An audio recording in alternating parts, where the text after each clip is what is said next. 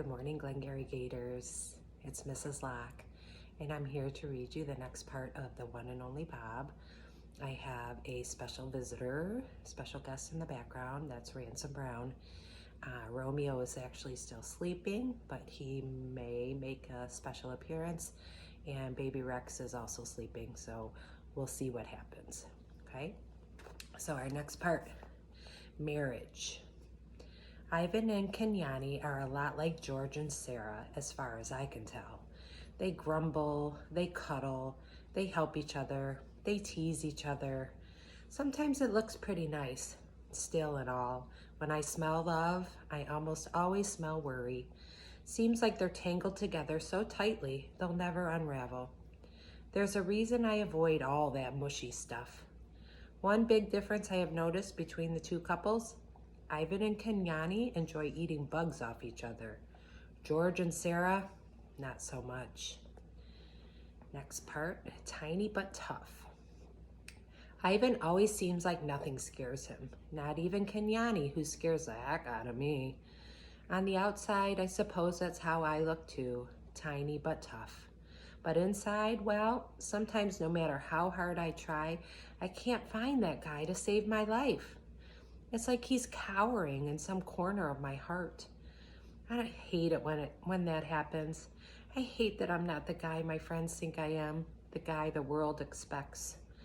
I keep waiting for things to go bad on me, worrying that my nice, tidy little dog life will blow up in my face. I think George is a worrier too. He'll get up in the middle of the night and head to the kitchen sometimes.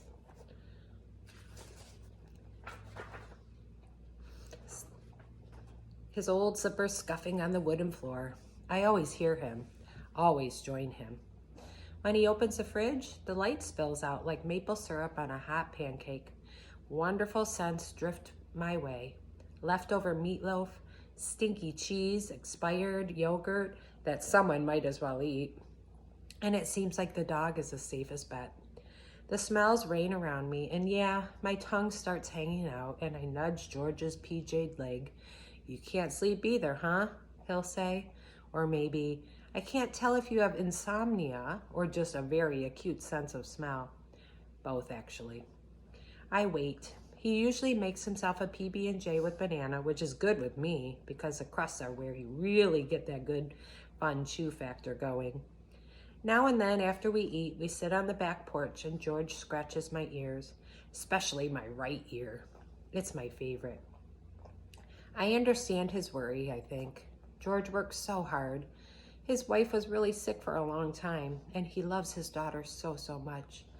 Sometimes when Julia climbs on the school bus, I'll watch George watching her. All that caring and concern is painful to smell, especially the briny scent of the stray tear he'll flick aside with the back of his hand like sea spray. More than once, George and I have dozed off together. That's the best kind of snooze, if you ask me. Good, warm, safe in someone's arms, asleep. Right, Rance? We like to snuggle. Often when I'm with Ivan, we don't even bother talking. This next part's called not talking. We just look out at his domain, at the green grass and the crazy babies and the swaggering juveniles and the hardworking females, and we think of nothing and everything. When you've been through the worst with someone, you appreciate the best. That's why sometimes when he says, "Hey, Bob," it's enough for me to say, "Hey, Ivan," and then we just listen to the palm trees rustle and watch the sawgrass sway. Next part is called brave. Once, when we were still at the mall, I told Ivan how brave I thought he was. The way he put up with everything that had happened to him and never stopped being a good guy. Ivan just looked at me, cocked his big old head, nodded a bit. "That's not brave, Bob," he finally said. "That's just knowing what I can't change." "I call it brave," I said. "I call it crazy brave." Ivan held a browning banana up to the light, like it was the most beautiful thing he had ever seen in his long gorilla life. I wondered whether he was going to eat it or draw it. You never knew with Ivan. Seems to me there are a lot of ways to be brave, Bob, he said. A tiny mouse named Eek skittered across the cage floor. Hey, Eek, Ivan said. Just checking for crumbs, she said nervously, because she always sounded nervous. Dibs on all the leftovers, I reminded her. She looked so terrified that I relented. Over there, behind the tire, old Carrot Top. Respect, Bob, she said, scampering off. Take a small little creature like Eek, said Ivan. He scratched his chin with the end of the banana. He did that when he was in a philosophical mood. Maybe brave for a mouse is different from brave for me and brave for you. He looked at me fondly. You're the bravest dog I know, pal. I ain't brave. I chewed on my tail, avoiding his gaze. You are, Bob, untamed and undaunted, said Ivan, and he chomped off a hunk of banana. He offered the rest to me, but I shook my head. I wasn't feeling hungry. Also, it was almost just peel. It was mostly just peel. That's just my shtick, my routine, I hesitated. I mean, sure, I'm tough compared to, say, Eek, but that's setting the bar pretty low. You're too hard on yourself sometimes, Bob. I met his eyes. He has these dark brown, deep-set eyes, really kind ones. Eyes that make you want to admit things, confess to your failures. Once when I was little, just a pup, I did something. Ivan waited patiently. Ivan is the king of patience.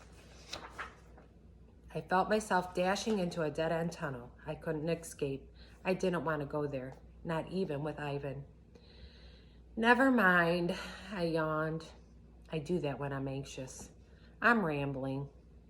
Bob, Ivan said, you okay? You know me, Ivan. I'm always okay. Always. I slipped away before he could ask me anything more. Let's see if I can get Romy. Romeo, come here, Rome. Ready to go to school?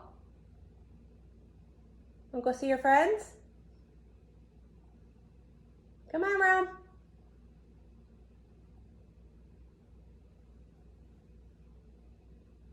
Ready to go?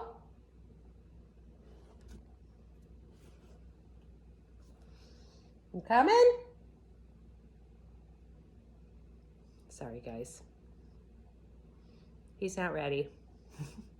Thanks for listening.